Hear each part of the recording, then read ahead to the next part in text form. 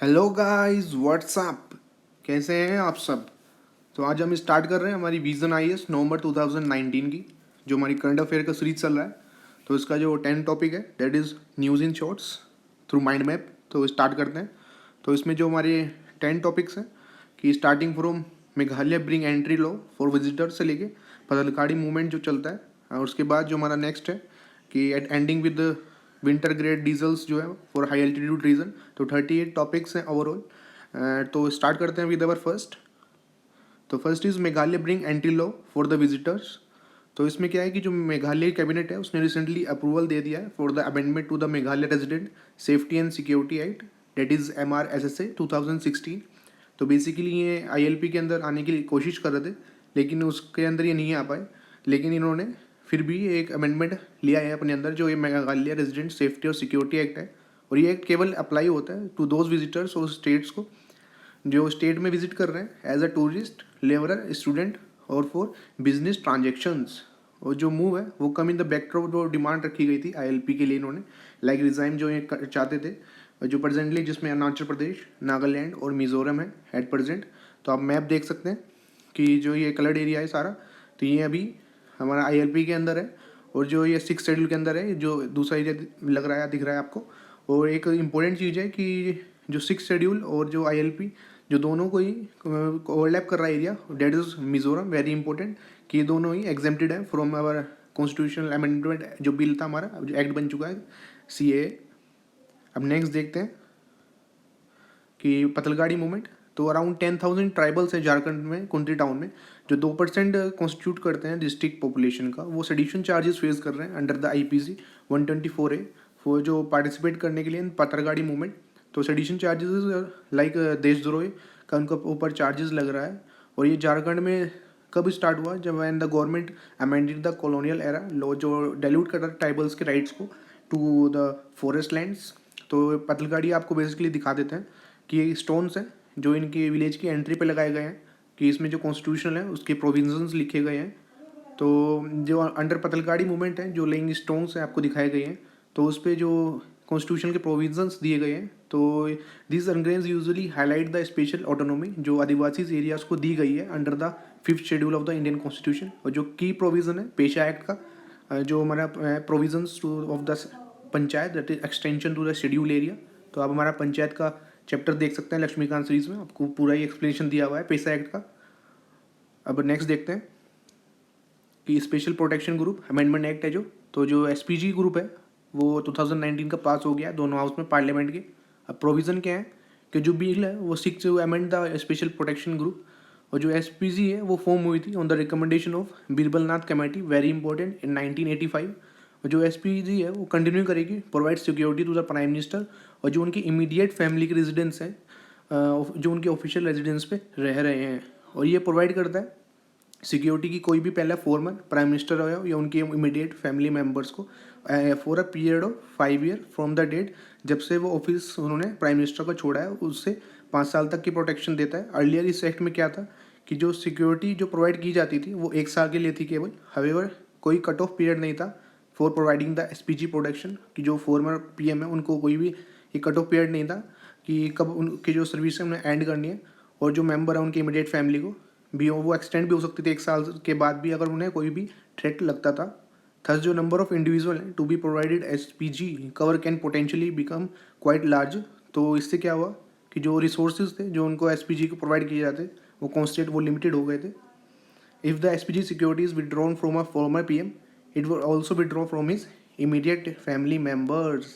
Earlier if the level of जो threat है जो फेस किया जा रहा था किसी भी इमीडिएट फैमिली मेम्बर से, वारंटेड सच सिक्योरिटी डेंड वो उनको प्रोवाइड की जाती थी। तो आपको पूरा ही ये क्लियर हो गया होगा कि फर्स्ट इसमें एक टाइम पीरियड रिड्यूस कर दिया गया था पहले, कि पहले 1 साल था, अब ये 5 साल तक कर दी गई है जो फॉर्मर PMs के लिए हैं। और ये अमेंडमेंट आया कि किसकी कमेटीज़ के रिकमेंडेशन पे हुआ था, ये Birbal Nath committee, very important. Next देख लेते हैं कि Kulbhushan Jadhav case, very important, कि रिसेंटली जो ICJ है that is international court of justice, अपने रिपोर्ट में to the UN general assembly उसने फाउंड किया है जो पाकिस्तान है उसने वॉयलेट किया जो ओब्लिगेशन है under article 36 of the Vienna convention in the case of Indian national है जो कुलभूषण यादव। तो पहले आर्टिकल 36 समझ लेते हैं वियना कन्वेंशन का।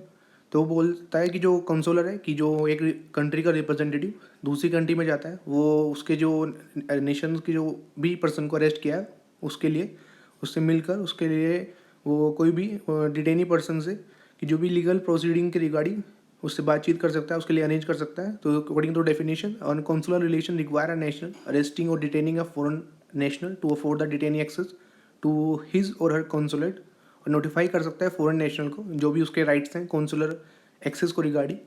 और on the issue of exclusive of rights related to consular access because of espionage, जो कोर्ट है वो क्लैरिफाई करता है कि there is no provision in the Vienna convention containing a reference to case of espionage और nor does the article 36 excluded from the scope certain categories of person such as these suspected।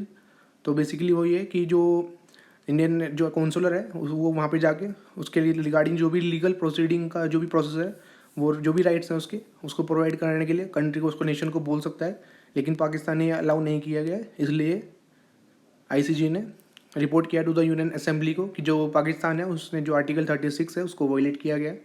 अब ICJ देख लेते हैं कि international court है justice की, वो principal judicial organ है ऑफ द यूनाइटेड नेशन। ये इस्टेब्लिश करी गई थी इन द 1945 में by the charter United Nations का।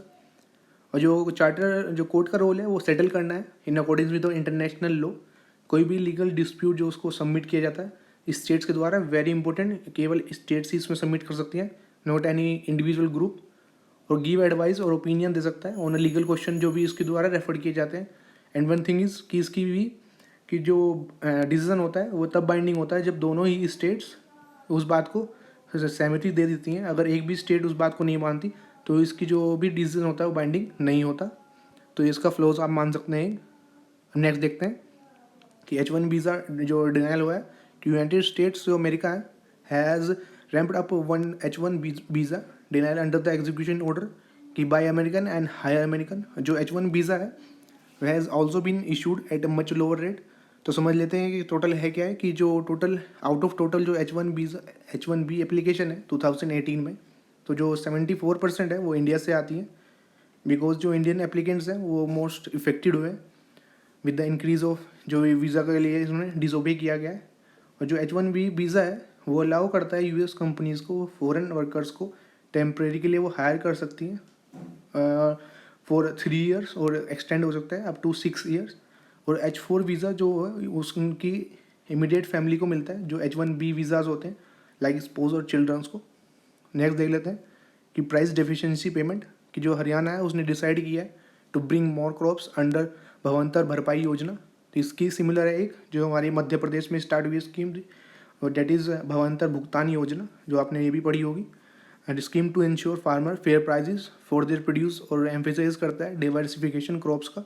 तो बेसिकली है क्या ये कि जो यहाँ पे भी दिया हुआ है कि जो फार्मर है उसको लगता है उसकी एक्चुअल जो क्रॉप है उसका एक्चुअल प्राइस कुछ और है, लेकिन जो गवर्नमेंट है वो MSP डिक्लेयर करती है that is minimum support price.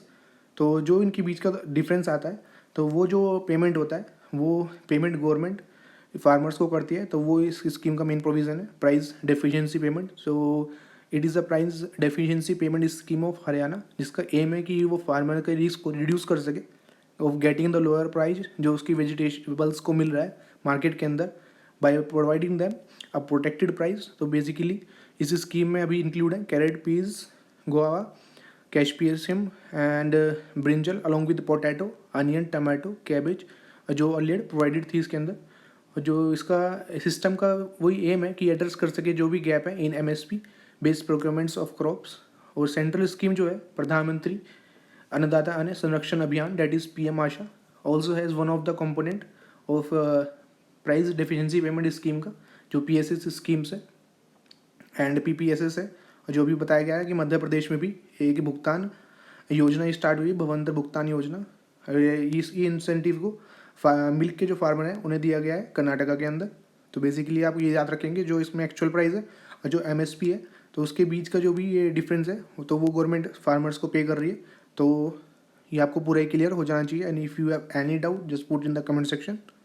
Next देख लेते हैं that is patent prosecution highway programme कि जो यूनियन गवर्नमेंट है उसने अप्रूव कर दिया है for the PPS that is bilateral patent prosecution highway programme. India के जो पेटेंट ऑफिस है और जो अदर कंट्रीज़ का है तो बेसिकली अभी ये जापान और इंडिया में स्टार्ट हुआ है। तो इसमें होता क्या है बेसिकली कि जो भी पेटेंट इज़ बेसिकली कि कोई भी चीज़, कोई भी जैसे मेडिसिन आप बना रहे हैं तो उसे कोई भी आपके पूछे बिना, आपकी इजाज़त के बिना कोई यूज़ ना कर पाए, तो ये एक पेटेंट कंपनी ले लेती है। तो उस पेटेंट के जो भी पहले क्या होता था कि अगर कोई यूज़ करता, दूसरा यूज़ करता था, तो उसमें पता चलने तक पूरी ही प्रोसीडिंग तक बहुत ही टाइम टेकिंग प्रोसेस था। But through this patent prosecution जो हाईवे प्रोग्राम है, कि इसके जो बेनिफिट्स हैं, लीड टू द बेनिफिट क्या हुआ कि जो रिडक्शन हो गया इसका जो डिस्पोजल टाइम था, जो पेंडेंट डेंसिटी थी दोनों के बीच में, कि जब इंडिया का पहले इंडिया में देखना पड़ रहा था कि कहाँ हो गया, लेकिन जब दो कंट्रीज़ का हुआ बायलेटरल है, प्रपोजल फॉर बायलेटरल, तो जो है कि वो पता चल गया कि इंडियाज़ में भी जो दो कंट्री है उनका दोनों का डाटा एक साथ काम कर रहा है। तो इससे क्या हुआ, उसका जो रिडक्शन हो गया इन द डिस्पोजल टाइम, जो पेंडेंसी जो पहले पड़ी हुई थी, अब क्वालिटी भी इससे एनहेंस हो गई। और जो इंट्रोडक्शन है न्यू टेक्नोलॉजी का, giving flip in make in India, और इंक्रीज़ करता है इससे एम्प्लॉयमेंट अपॉर्चुनिटी भी। और इसके साथ क्या हुआ, जो पेटेंट ऑफिसर है इंडिया का और जो जापान है, inked an agreement for expeditious grant of patent to Indian entities.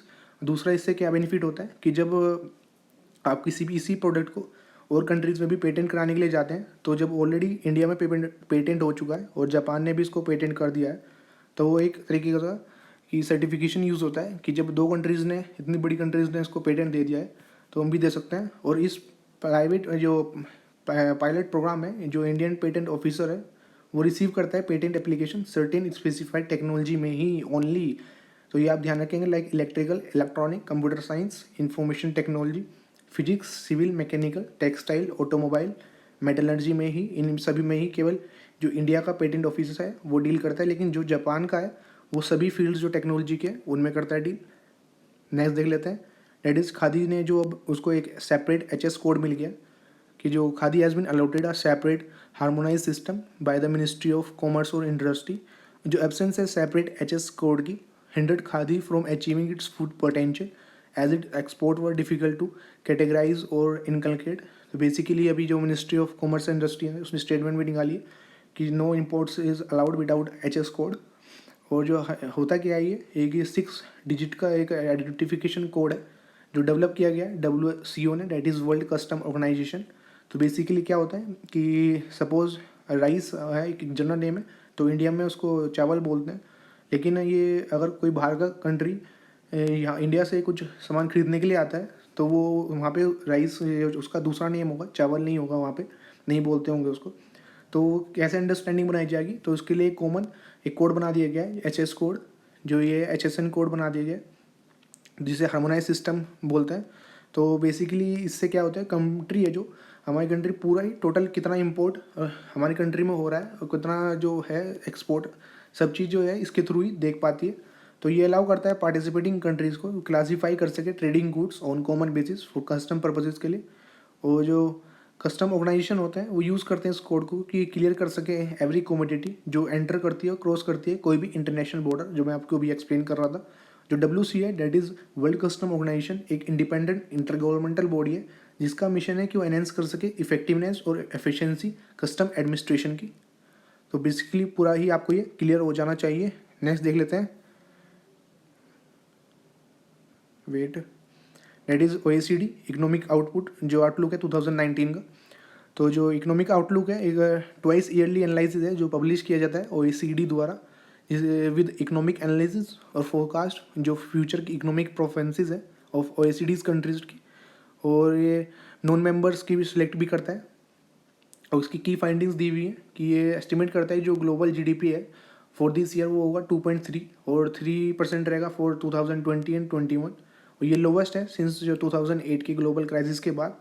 और ऑन इंडिया के बाद इट्स मार्जिनल कट, इंडिया जो इकोनॉमिक ग्रोथ वो फोरकास्ट की गई है 2019 की 5.8, but it said it would pick up to 6.2 in 2020, further 6.4 बता रहा है 2021 में।